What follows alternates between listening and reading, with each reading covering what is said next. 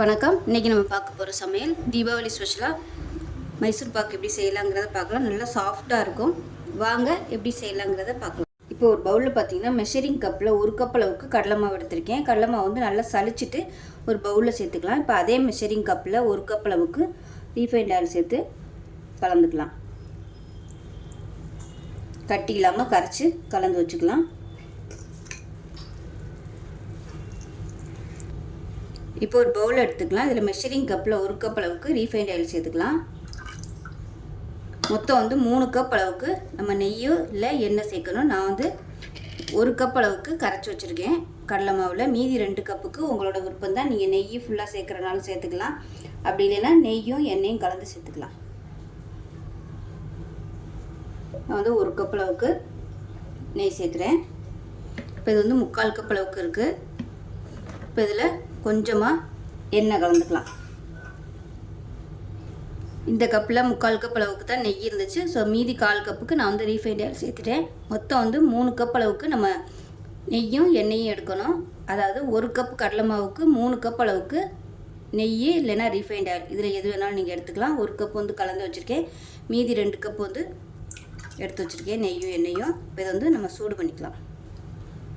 பார்த்திங்கன்னா பக்கத்தில் case on பண்ணிவிட்டு இப்போ நம்ம எடுத்து வச்சுருக்க நெய்யும் எண்ணெயும் சூடு பண்ணிக்கலாம்.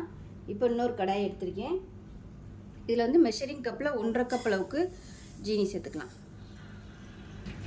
1/2 கப் அளவுக்கு அளந்து வச்சுருக்கேன் தண்ணி சேர்த்துக்கலாம். மெஷரிங் கப்பில் 1/2 கப் அளவுக்கு தண்ணி சேர்த்துக்கோங்க. இப்போ பார்த்திங்கன்னா சீனி நல்லா கரையட்டும், கரைஞ்சி கொதிக்க ஆரம்பிக்கட்டும். இப்போ இதில் வந்து நான் சொல்ல மறந்துட்டேன், மெஷரிங் கப்பில் 1/4 கப் அளவுக்கு பால் பவுடர் சேர்த்துக்கோங்க. சேர்த்திங்கன்னா உங்களுக்கு டேஸ்ட்டு சூப்பராக வரும். இது ஆப்ஷனல் தான், இருந்தால் சேர்த்துக்கோங்க. இது வந்து ஈஸியாகவே கிடைக்கும். மெடிக்கல் ஷாப்பில் வந்து அந்த பாக்கெட் வச்சுருப்பாங்க, சின்ன பாக்கெட்டு. அதிலேருந்து ஒரு பாக்கெட் வாங்கி சேர்த்துக்கோங்க, நல்லாயிருக்கும். இப்போ இதையும் சேர்த்து கட்டி இல்லாமல் கரைச்சி வச்சுக்கலாம்.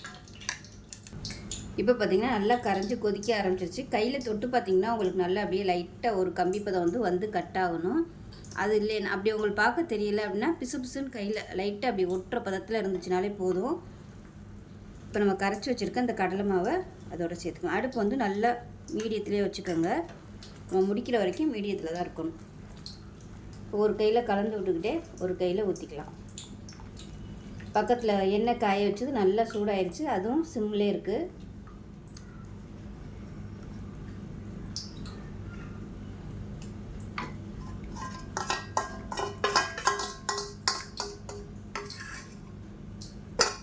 நல்லா கைவிடாமல் கிளறிட்டே இருக்கலாம். இப்போ பார்த்திங்கன்னா நம்ம கரைச்சி ஊற்றுனது இந்த மாதிரி தண்ணி பதத்தில் இருக்கும். இது அப்படியே கொஞ்சம் கெட்டியாக மாற ஆரம்பிக்கும். அந்த ஸ்டேஜ் வரைக்கும் நம்ம கிளறிக்கணும். அதுக்கப்புறமா தான் நம்ம நெய் வந்து ஊற்ற ஆரம்பிக்கணும்.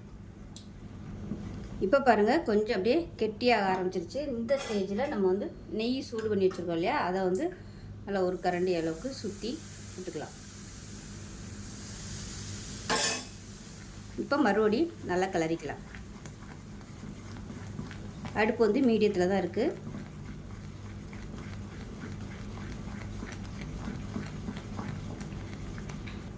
இப்போ நம்ம ஊற்றின எண்ணெய் வந்து ஃபுல்லாக உள்ளே இழுத்துருச்சு. இப்போ மறுபடியும் ஒரு 2 கரண்டி சேர்த்துக்கலாம். இப்போ மறுபடியும் கிளறிக்கலாம்.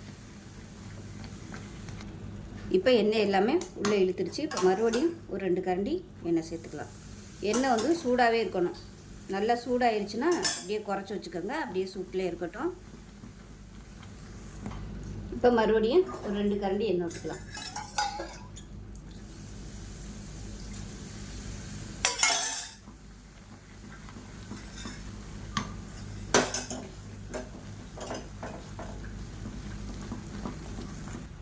இப்போ பார்த்திங்கன்னா நல்லா அப்படியே சுருண்டு வர ஆரம்பிக்குது. இந்த ஸ்டேஜில் மீதம் இருக்கிற நெய்யையும் சேர்த்துக்கலாம். சில நேரங்களில் வந்து எண்ணெய் மிச்சம் ஆகத்தான் செய்யும், அது வந்து நம்ம சொல்ல முடியாது.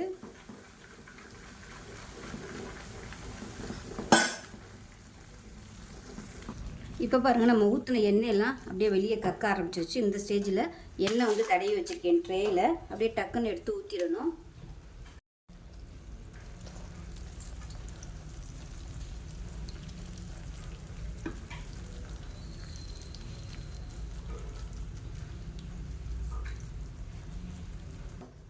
அவ்வளோதான். இது வந்து லைட்டாக டேப் பண்ணி விட்டுக்கலாம்.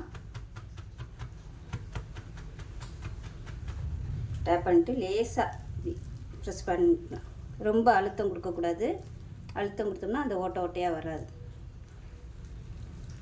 இது வந்து கொஞ்சம் ஆறட்டும்.